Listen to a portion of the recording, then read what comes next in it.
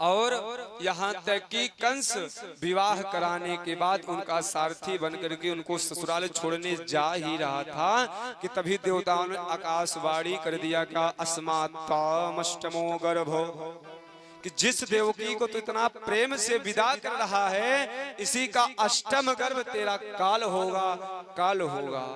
अब कंस दुष्टमती था ही महाराज, तुरंत तलवार उठाया देवकी को मारने के लिए।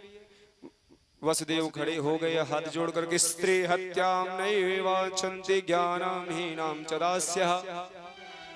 वसुदेव कह रहे हैं कि अरे कंस, स्त्री का हत्या तो चोर डाकू भी नहीं करते, तुम जैसे दीन वत्सल स्त्री का हत्या कर रहे हो। सरस्वती मैया अपने सर पटकने लगी। वसुदेव जी क्या कह रहे हैं, इस पापी को दीन वत्सल। सुखदेव जी कहते हैं कि राजा परीक्षित, ये ऐसा दीन वत्सल है कि दीनहा नाम अपि वत्सान लात मुच्चति अपरत इद दीन वत्सल, कि जो गाय अगर बछड़ा दूध पी रहा है उसको भी मार के भगा देने वाला है, ऐसा दीन वत्सल है। सुखदेव जी महाराज कहते हैं राजा परीक्षित, वसुदेव जी ने कंस को बहुत समझाया और यहाँ तक कह दिया कि अगर जितना पुत्र होगा मैं आपको सौंप दूंगा, लेकिन आप मुझे हम दोनों को छोड़ दीजिए। कंस जानता था कि वसुदेव कभी झूठ नहीं बोलते थे, इसलिए उनको कारागार में बंद कर दिया। धीरे धीरे समय बीता। कालांतर में वसुदेव की कृपा से देवकी का गर्भ रहा, पहला गर्भ हुआ। जब पहला पुत्र हुआ वसुदेव ला करके कंस को दे देते हैं। कंस मना कर देता है लेने से एक बार। आप सोचिए भी, हालांकि कंस था बड़ा दयालु, कंस मना कर दिया कि मुझे 8वां पुत्र चाहिए, ना कि पहला। मुझे 7 पुत्र से नहीं भय है, मुझे 8वें गर्भ से भय है।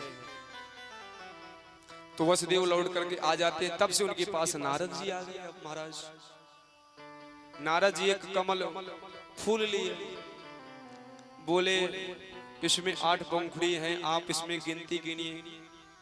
गिने 1 2 3 4 5 6 7 8। कहे कि अब जहाँ 8 खत्म है वहां से गिनिए 1 2 3 4 5 7 8। कहे कि नारद जी ने कहा कंस से कि जिस तरफ से चालू करोगे 8 ही आएगा। ऐसे में इसलिए किसी का छोड़ो मत, क्या पता पहला ही पुत्र हो 8वां। तो कंस समझ गया महाराज। हालांकि देवताओं भी कंस को बहुत भड़काए। कंस तो इतना दयालु था, लेकिन जब देवता सोचे अगर कंस ही इतना दयालुता दिखाएगा तो इसका पाप की गगड़ी भरेगी कैसे, तो भगवान अवतार लेंगे कैसे। तो आकर के थोड़ा आग लगा देते हैं। बस कंस को आग लगा दिए महाराज। वसुदेव को आए लेकर के पहला पुत्र वध कर दिए, दूसरा तीसरा चौथा पांचवा 6वां पुत्र तक वध कर दिए। और भगवान जब 7वें शेष नाग आए भगवान देवकी के गर्भ में, तो भगवान ने योग माया को आज्ञा दे दिया 7वां गर्भ रोहिणी के गर्भ में प्रदृढ़ कर दिया महाराज। अब प्रजा तो गाली देने लगी कंस को कि कंस ने अपने बहन के 7वां गर्भ ही गिरा दिया महाराज। अब धीरे धीरे समय बीता। भगवान आज अष्टम गर्भ है, देवकी के गर्भ में अष्टम गर्भ में भगवान साक्षात आते हैं। सारे देवता ब्रह्मा के सहित भगवान की गर्भ में स्तुति करने आते हैं। क्या कि सत्यव्रतम सत्य परम त्रिसत्यम सत्यस्य योनिं निहितं च सत्ये सत्यस्य सत्यमृतस्य सत्यनेत्रं सत्यात्मकं तं शरणं प्रपन्ना। आप विचार करिए, देवताओं ने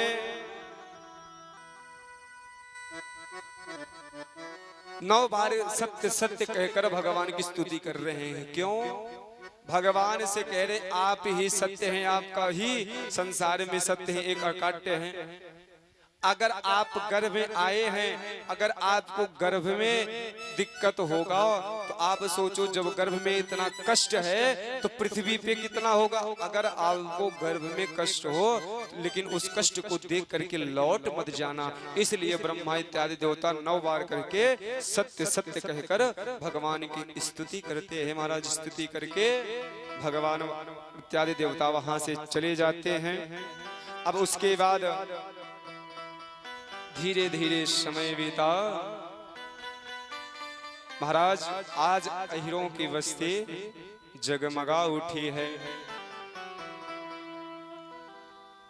आज पूरे अहिरों की बस्ती जगमगा उठी है। आज भगवान देवकी के अष्टम गर्भ में से भगवान का प्रकाट्य हो गया। बोले भक्त वत्सल भगवान की जय हो। महाराज भगवान का जन्म हो गया। अभी नहीं भैया, रुके रहिएगा। अभी भगवान का जन्म हुआ। भगवान वसुदेव देवकी को चतुर्भुज रूप में अवतार दिए। सारी बताए कि हमें यहाँ से ले जाकर के आप यहाँ नंद महल यशोदा के पास में छोड़ देना। वहाँ एक कन्या है, आप वहाँ से ले आकर के इस कन्या को यहाँ छोड़ देना। ऐसे वसुदेव के पूरा प्रभु अंतर ध्यान होकर के छोटे से शिशु के रूप में प्रेरित हो गए और वसुदेव के पूरा हाथ की जंजीर खुल गई, पैर की जंजीर खुल गई। भगवान को लेकर के सारे पारी पहरेदार सो गए और फाटक खुल गया। महाराज वसुदेव जी जाकर के यशोदा के यहाँ, यशोदा के बगल में भगवान को लिटा देते हैं और उस कन्या को, जो यशोदा की कन्या, उसे ले आकर के जेल में लेट जाते हैं, बैठ जाते हैं, कन्या को लिटा देते हैं। और जैसे ही रुदन होता है कन्या का तो कंस के पहरेदार तुरंत दौड़ते हैं कि नंद गोप गृहे जाता यशोदा गर्भ संभवा ततस्यो नासि पश्यामि विंध्याचल निवासिनी। आया कंस जैसे इस कन्या का पैर पकड़ा, पत्थर पे पटकना चाहा, वध करना चाहा, तुरंत आकाश में उड़ गई और अष्टभुजे के रूप में प्रेरित हो गई और कही कंस तू मुझे क्या मारेगा, तुझे मारने वाला पैदा हो गया है, जन्म ले लिया। हाथ जोड़ करके कंस कहने लगा कि देवी जी कहाँ है। मैया बोली कि तू खुद ढूंढ। अब मैया वहां से अंतर ध्यान होकर के विंध्याचल में निवास करने लगी। तुरंत कंस ने आपंतकालिक मीटिंग बैठाया। जब जोग विरागा तब भागा श्रवण सुरहि जस सीसा, कि तुरंत जहां यज्ञ तप हो सब नष्ट कर दो और जितने 2 महीने के अंतराल में शिशु का जन्म हुआ हो सबको मार डालो। एक राक्षसी को, पूतना को स्तन में कालकुड़ नाम जहर लगा करके भेज देते हैं। जितना शिशु जन्म हुआ है सबको जहर पिला करके मार डालो। अब महाराज पूतना अपना काम चालू कर दी और पूतना को अपना काम चालू करने दो। हम चलते हैं नंद बाबा की ओर। अब महाराज नंद बाबा इधर सुबह हुआ, उन नंद यशोदा मैया की एक ननद है। ये भैया थोड़ा रुको, डरवाओ मत। सुनंदा आकर के बता दिया यशोदा नंद बाबा से कि बधाई हो बाबा कि थारे घर लाला भयो।